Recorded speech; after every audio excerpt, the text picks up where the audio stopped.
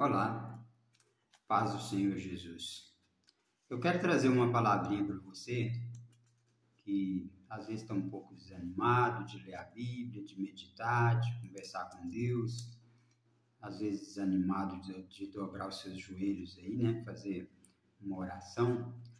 Então eu tenho um salmo aqui, muito legal, uma palavra bem simplesinha, né, que Deus nos dá uma orientação, uma pequena, vamos dizer assim, uma regrinha básica de vida, né? Já que vivemos no mundo hoje em dia, praticamente essa juventude é guiada pelos influencers, né? Então, virou moda. E nós não podemos perder tempo também com a palavra de Deus, né? Que o melhor influencer, né? Se é que pode se dizer assim, é Jesus. Esse nós podemos seguir de olhos fechados, porque ele só quer o nosso bem e transforma as nossas vidas, né? Os outros influencers aí, nós temos a cada dia coisas, notícias, né, que falam a respeito, dispensa comentário também. Então, Jesus é o caminho, a verdade e a vida. Salmo número 1. Aqui diz: abençoado é o homem que não anda no conselho do ímpio, nem fica no caminho dos pecadores, nem assenta na cadeira dos escarnecedores. Mas o seu prazer está na lei do Senhor, e na sua lei medita de dia e de noite. E ele será como uma árvore plantada junto aos rios de água, que produz seu fruto em uma estação. Sua folha também não murchará, e tudo aquilo que ele faça prosperará. Os ímpios não são assim, mas são como a palha que o vento lança para longe. Portanto, os ímpios não ficarão de pé no juízo, nem pecadores na congregação dos justos. Porque o Senhor conhece o caminho dos justos, mas o caminho dos ímpios perecerá. Então, abençoado é o homem que não anda no conselho do ímpio, nem fica no caminho dos pecadores, nem se assenta na roda dos escarnecedores, né? Então, o ímpio são pessoas que produzem o mal, se atentam sempre para o mal, está voltado sempre para o mal, para as coisas erradas. Os pecadores, mesma coisa, aquele que anda na contramão da palavra de Deus, né? Pecando, fazendo coisas que partimos aí dos 10 mandamentos, né? Princípios básicos aí. Então, fazendo coisas erradas, coisas condenadas, né? Por Deus, que não agrada a Deus, não nos leva a lugar nenhum, não nos fazem crescer, muito pelo contrário, né? E nem se assenta na roda dos escarnecedores. Esses escarnecedores aí, eles retratam muito bem o comportamento da sociedade de Sodoma e Gomorra. E naquela época tudo era permitido, né? E praticamente nada era proibido. Então vivia uma sociedade em escárnio total, né? Promiscuidade total, muitas coisas que acontecem hoje e que se pratica hoje no meio social, no que diz respeito ao comportamento humano, naquela época já acontecia, né? Então, duas cidades foram destruídas. Mas o seu prazer está na lei do Senhor, e na sua lei medita de dia e de noite. A lei do Senhor, né? O Senhor nos deixou os 10 mandamentos aí como referência, mas principalmente deixou a Bíblia, né? Que nos diz aí o que agrada a Deus, o que não agrada. Tem citações desde o Antigo Testamento, no Novo Testamento, e a lei do Senhor é a gente viver conforme a orientação bíblica. Na verdade, a Bíblia é como um manual de instrução, né? Se você comprar uma geladeira numa loja aí, junto com a geladeira vem um manualzinho ali para você ter referência de como ela pode funcionar bem e ela ter uma durabilidade maior. O ser humano, se você vive segundo a lei do Senhor, segundo as orientações da Bíblia, fica mais fácil viver, Você não está livre de tribulações, né? Mas fica mais fácil viver, porque você está sob a orientação de Deus. E na sua lei medita de dia e de noite, né? Isso nos leva a pensar, a refletir, a dobrar os nossos joelhos, a ter comportamentos mais humildes diante de Deus e assim assumir uma identidade cristã, uma mudança de vida, né? E ele será como uma árvore plantada junto aos rios de água, que produz seu fruto em uma estação, sua folha também não murchará, e tudo aquilo que ele faça prosperará. Aqui, falando sobre essa árvore plantada junto a rios de água, você pode reparar que quando você vai no interior, nas roças, aí, nesses campos, nas cidades aí do interior, a gente vê de longe aquele verde, né? Parece um caminho sinuoso ali, cheio de árvores muito verdinhas e ao redor, às vezes, muita sequidão. Mas você pode observar que no meio, onde está aquelas árvores verdes, né? Que às vezes parece uma estrada, né? De longe você vê que ele some de vista, sempre passa, é comum, né? Passar um riacho, um rio, às vezes tem uma nascente, né? Uma mina, que também é a mesma coisa que uma nascente, e ali elas estão sempre verdinhas, entra ano, sai ano, entra estação, sai estação, muda, está sempre verdinho. E o comparativo aqui que faz a respeito dos ímpios é que eles não são assim, né? No caso das árvores verdes, nos leva a refletir o cristão hoje, como medita na Bíblia, como ele interpreta a Bíblia, como ele traz para o dia a dia essa nova filosofia de vida, né? Em Cristo Jesus. Então, você é como aquela árvore, né, que está sempre verdinha, a árvore está sempre verdinha, produz frutos e tal. E o crente, né, quando ele vive na palavra de Deus, ou vive a palavra de Deus, fica mais fácil também viver. E quando as pessoas batem o olho em você, vê que existe uma diferença em você, que você não é igual a todo mundo, você é diferente, né, pelo seu vocabulário, pelo seu comportamento, pelo comportamento no trabalho, pelo relacionamento com as pessoas, enfim, é bem diferente. Então aqui diz, os ímpios, lá no versos 4, não são assim, mas são como a palha que o vento lança para longe. Os ímpios, os maus, né, as pessoas que vivem na contramão, como eu disse aí na palavra. Né? Uma árvore, quando ela cai as suas folhas, no caso da citação das árvores aqui à beira de um riacho, de um lago, né? Verdinho e tudo, o ímpio são como árvores secas, né? Como as folhas caem, murcham, caem e o vento espalha, leva para longe, né? Ela para qualquer lado, para onde ventar, elas estão indo e tudo. Então, isso aí retrata a situação do ímpio.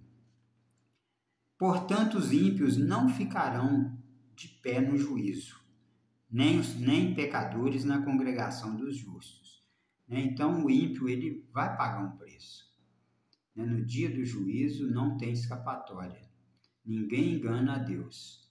Nós enganamos ao homem. Né? É possível enganar o homem, mas o homem não salva ninguém.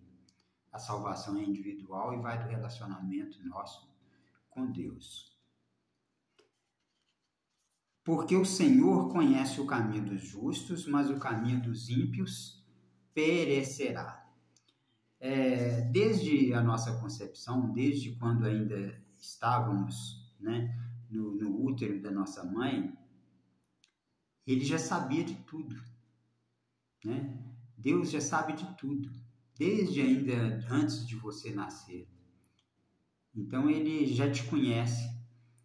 E quando fala porque o Senhor conhece o caminho dos justos, mas o caminho dos ímpios perecerá, é porque ele sabe diferenciar quem é justo e quem não é justo, quem tem procurado andar segundo as orientações, né, desse manual maravilhoso que é a Bíblia Sagrada, ele tem tendência a colher bons frutos, né, como fala das árvores aí à beira do riacho. Mas o ímpio, ele é como uma árvore seca, não produz nada, né? E o vento, ele, qualquer coisinha, a árvore que não produz nada, é como uma árvore seca, as folhas caem, são lançadas pelo chão e o vento as manda para longe. Mas o justo não, o justo é como uma árvore frutífera, né? Então, o ímpio pagará pela sua impiedade, o justo pela sua justiça. Né? Nós temos uma promessa lá em João 14, quando o Senhor Jesus ministrava para os seus discípulos, né? Muito bonito, e nós precisamos nos firmar nessa promessa, mas não esperançosos que ela se cumpra sem que a gente faça alguma coisa. Né?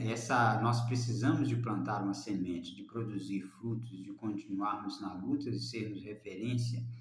Eu não gosto dessa palavra influencers, não, porque ela é muito bonita, mas o que se vê em torno disso aí é muita podridão, muita coisa errada, né? Então, quer ser influenciado, quer seguir, né, alguém que quer o seu bem, que possa produzir alguma coisa na sua vida, siga Jesus. A Bíblia Sagrada é a nossa referência e os nossos dias estão contados.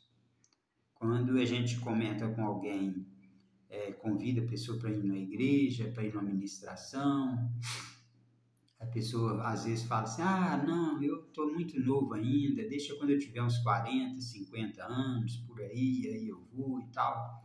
A pessoa fala isso como se ele soubesse quanto tempo vai viver. Mas isso não é verdade. Tanto não é verdade que muitas pessoas de ontem para hoje não abriram os olhos, estavam mortos, né? A partir de meia-noite de ontem para hoje, já não existem mais, já foram enterrados. E de hoje para amanhã, muitos também não abrirão.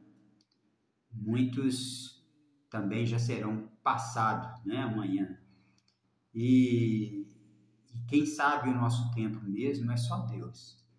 Então, quando a gente deixa para depois, para o amanhã, é muito perigoso, porque esse amanhã pertence somente a Deus.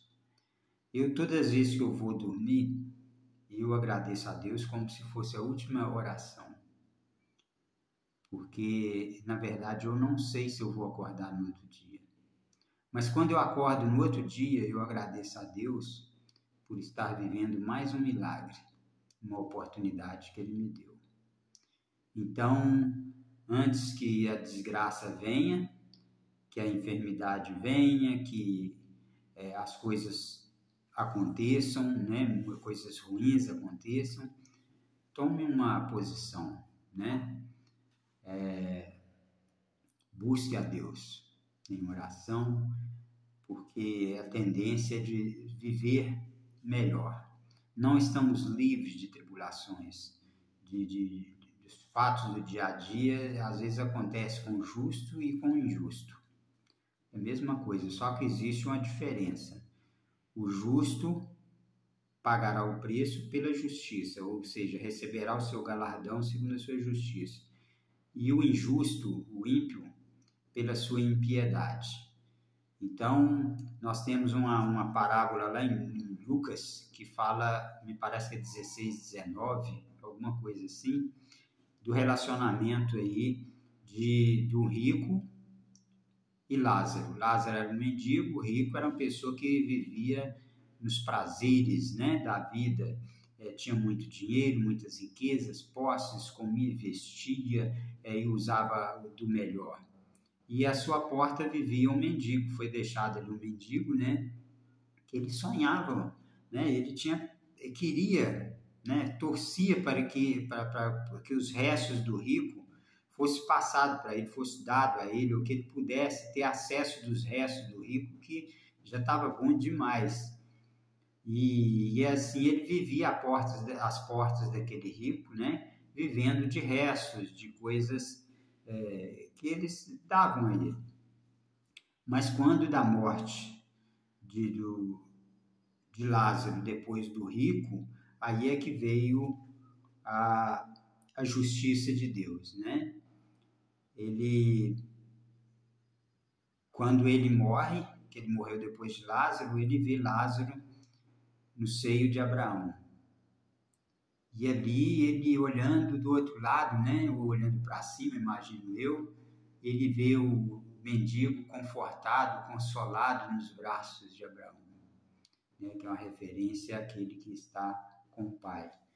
E, por outro lado, ele está num lugar atormentado, terrível, atormentado, que ele desesperadamente ele tenta dialogar ali e para ver se alguém pudesse mandar algum dos seus familiares, né, avisar os familiares para que não levasse aquela filosofia de vida dele, aquele tipo de vida do granfino, do rico e tal, e menosprezando os pobres e vivendo só em função das riquezas, mas não tinha mais jeito, ele já tinha morrido.